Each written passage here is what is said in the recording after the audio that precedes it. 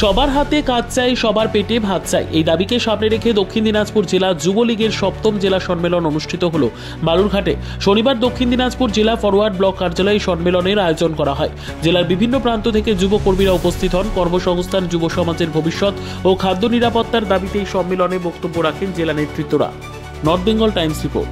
কর্মসূচি বেকারদের কাজের দাবি এবং পশ্চিমবাংলায় যে একটা দুর্নীতিগ্রস্ত সরকার দুর্নীতি রাজ কায়েম করেছে, আর সেই দুর্নীতির ফলে আজকে পশ্চিমবাংলায় যেমন বেকারত্ব বেড়েছে, আমরা যদি দেখি যে শুধু বেকারত্ব বেড়েছে তা না, শিক্ষিত সমাজকে আজকে পথে বসেছে এবং শিক্ষিত বেকারের স্বপ্নকে এরা চুরি করার যে ফন্দি এঁটেছিল সেই নিয়ে আমরা দীর্ঘ সময় লড়াই আন্দোলন করেছি।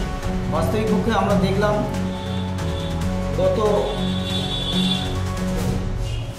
কালকে তার আগে যে 26,000 প্রায় 25,773 জনের কাছাকাছি যে শিক্ষক তারা পথে বসল এবং সেই সময় দেখলাম আমাদের রাজ্যের মাননীয় মুখ্যমন্ত্রী তিনি নির্লজ্জের মতো একটা প্রেস বাইট দিলেন যে আমাদেরকে তো একটা সুযোগ দিতে পারতো।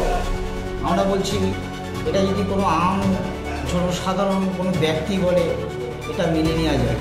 আজকে আমাদের এখানকার যিনি বিরোধী দলনেতা হয়েছেন তিনি প্রকাশ্যে বলে বেড়াচ্ছেন যে আমি একটা সম্প্রদায়ের ভোটে জিতে এসেছি। তিনি কিন্তু ভোটের আগেটা বলেননি। তাহলে এই যে মেরুকরণের রাজনীতি, এই মেরুকরণের রাজনীতি আজকে ঘাস জন্ম দিয়ে মমতা বন্দ্যোপাধ্যায় পশ্চিমবাংলার বুকে মাটিতে দাঁড় করিয়েছেন। আর ঘাস নির্মূল করলে নিশ্চিতভাবে গরুর দলও থাকবে না। আমার নাম তাবারক আলী খান, সারা ভারত যুবলীগ রাজ্য সম্পাদক মণ্ডলীর সদস্য।